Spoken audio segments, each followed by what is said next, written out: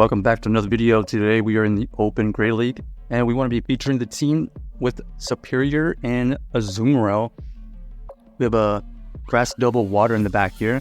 Fantastic lead here. We're going to be expecting them to switch out. They switch it to the Serperior, okay? So we have to switch in to our Dewgong here. We decided to shield the first one here. It's going to do the most damage, and then we're going to throw this Icy Wind. This Icy Wind will be super effective. Let's see if they end up shielding. They decided to let it go. And now we're going to allow this next Frenzy Plant to go through. We barely survive it, but we are able to farm down.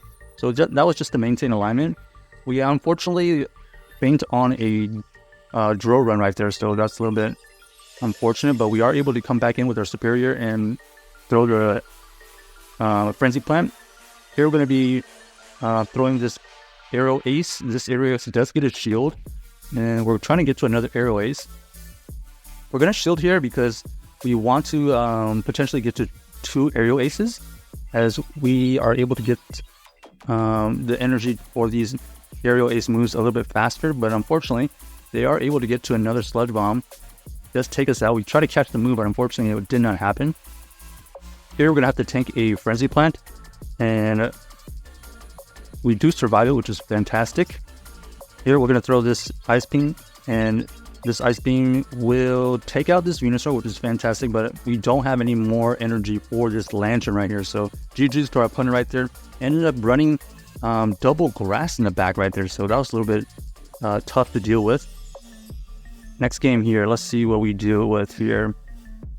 We're going to be facing the Noctowl. So this Noctowl is a terrible matchup for this Serperior. So we switch into the Dewgong.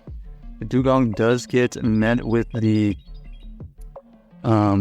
Lantern here. We are able to get to this drill run this time.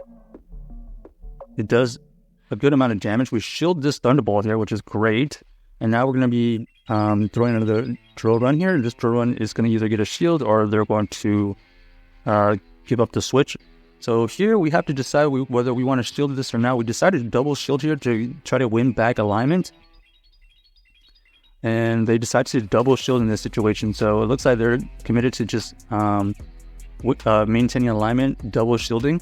But we are able to get some farm with this Serperior here. So that's good news. And we are expected to switch out. Yep, we have the Azumarill in the back, and they have a Swampert in the back here. So Swampert here is going to be throwing a move, probably the Earthquake right here.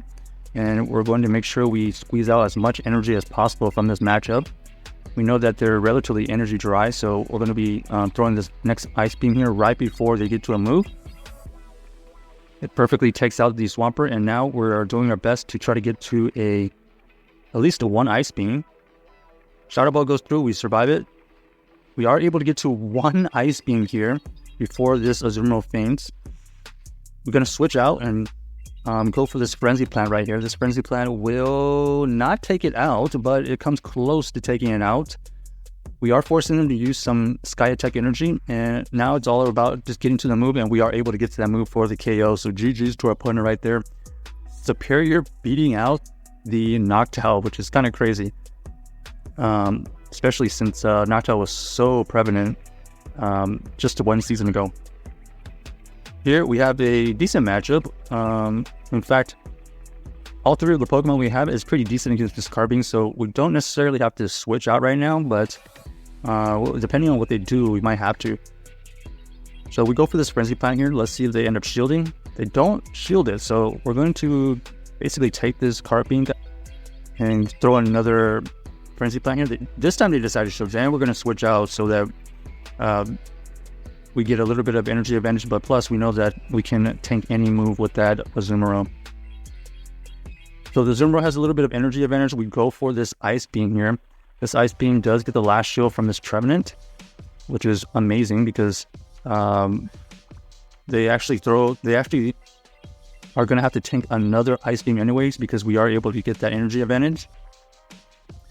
Looks like they're going to go for another Seed Bomb here. Doesn't quite take it out, so we're going to immediately switch out and snipe all that energy.